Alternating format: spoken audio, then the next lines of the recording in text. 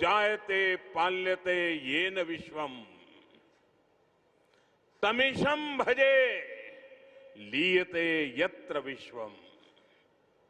आज हम उनके धाम के पुनर्निर्माण का उत्सव मना रहे हैं, जो हलाहल को पीकर नीलकंठ हो गए। आज उन्हीं की शरण में सोमनाथ अमृत महोत्सव हो रहा है। ये सब भगवान सदाशिव की ही लीला है।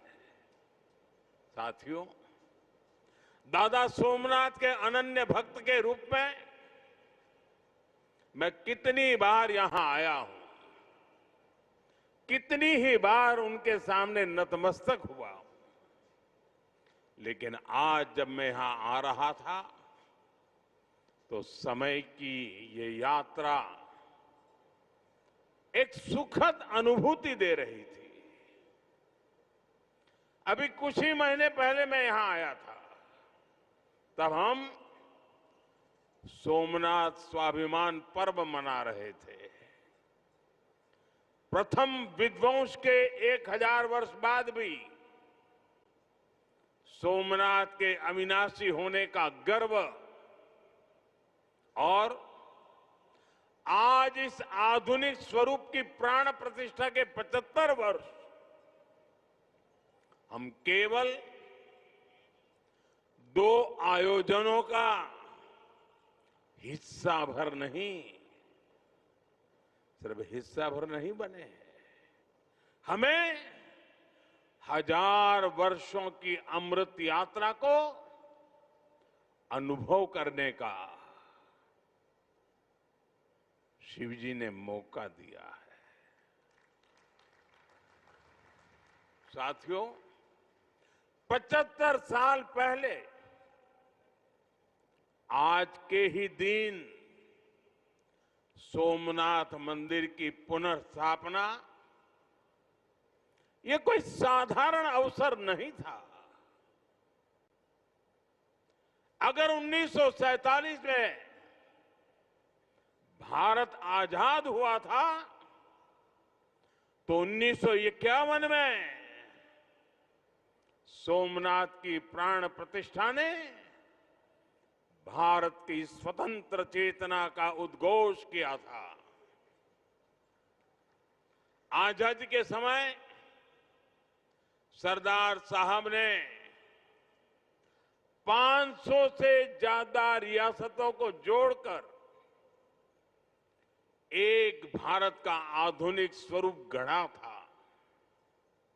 तो साथ ही सोमनाथ के पुनर्निर्माण से उन्होंने दुनिया को बताया था, भारत केवल आजाद नहीं हुआ है, भारत अपने प्राचीन गौरव को पुनः हासिल करने के मार्ग पर भी अब आगे बढ़ चुका है।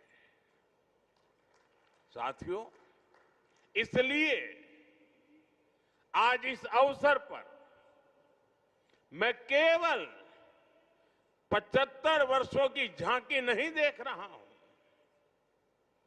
मैं यहां देख रहा हूं विनाश में सृजन के संकल्प को, जिसे सोमनाथ ने चरितार्थ किया है। मैं यहां देख रहा हूं असत्य पर सत्य की विजय को, जिसे प्रभास पाटन ने बार बार जिया है। मैं यहां देख रहा हूं हजारों वर्षों की आध्यात्मिक चेतना को, जिसने मानव मात्र के कल्याण की सीख समूचे विश्व को दी है। मैं यहां देख रहा हूं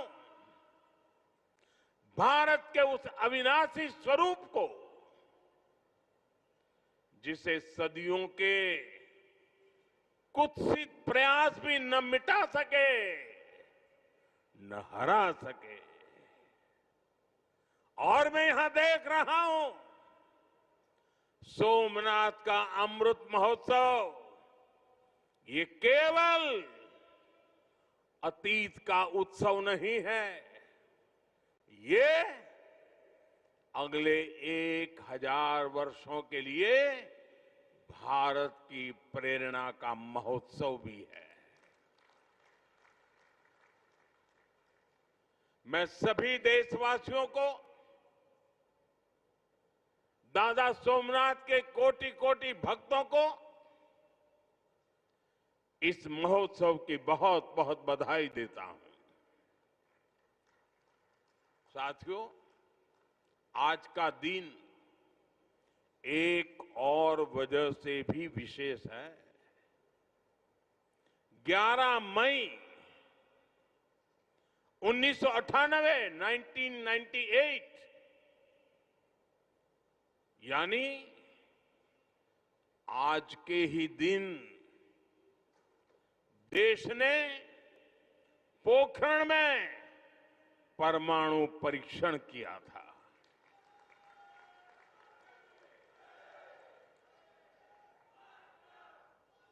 देश ने 11 मई को पहले 3 परमाणु परीक्षण किए। हमारे वैज्ञानिकों ने भारत के सामर्थ्य को, भारत की क्षमता को वैज्ञानिकों ने दुनिया के सामने रखा। दुनिया में तूफान आ गया। भारत, उसकी ये हैसियत, ये कौन होता है भारत, परमाणु परीक्षण करे, और दुनिया की आंखें लाल हो गई। दुनिया भर की शक्तियां भारत को दबोचने के लिए मैदान में उतरी। अनेक प्रकार के बंधन लग गए। आर्थिक संकट की संभावनाओं के रास्ते सारे के सारे बंद कर दिए गए। कोई भी हिल जाता। जब दुनिया भर की बड़ी बड़ी शक्तियां इतना बड़ा आक्रमण कर दें तो आगे के रास्ते दिखते नहीं है। लेकिन हम कोई और मिट्टी के बने हुए हैं। 11 मई के बाद दुनिया हम पर टूट पड़ी थी। 11 मई को वैज्ञानिकों ने अपना काम कर लिया था, लेकिन 13 मई को फिर 2 और परमाणु परीक्षण हुए। उससे दुनिया को पता चला था कि भारत की राजनीतिक इच्छा शक्ति कितनी अटल है। उस समय पूरी दुनिया का दबाव भारत पर था, लेकिन अटल जी के नेतृत्व में बीजेपी सरकार ने दिखाया था कि हमारे लिए राष्ट्र प्रथम है। दुनिया की कोई ताकत भारत को झुका नहीं सकती, दबाव में नहीं ला सकती। साथियों, देश ने पोखरण परमाणु परीक्षण को ऑपरेशन शक्ति नाम दिया था, क्योंकि शिव के साथ शक्ति की आराधना ये हमारी परंपरा रही है।